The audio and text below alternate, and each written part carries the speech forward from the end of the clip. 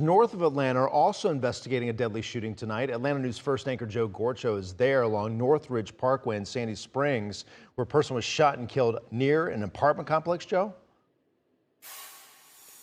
Blair and Tracy, our understanding right now, it happened inside the gates here at this apartment complex. We're standing just outside right now. This is where Sandy Springs Police has positioned us, along with other residents here who have not been able to get inside since officers responded to the shooting around 8:20 this evening. That's when Sandy Springs Police tells us they came here, they arrived, they went into the complex and discovered a person shot, and ultimately that person died here at the complex from those shooting injuries. And since then, this investigation has been underway and residents have been waiting for hours. I spoke with someone who's been waiting to get home since 8:45. She told me she saw every type of responding vehicle, from an ambulance to a fire truck to tow trucks to different law enforcement agencies as well, and also seeing some law enforcement officers with long rifles searching the area. What we don't know right now from Sandy Springs Police is if they have anyone in custody in connection to this shooting here tonight, so we're trying to learn more on that, along with the circumstances. What I can tell you, though, there's about 30 cars lining the road,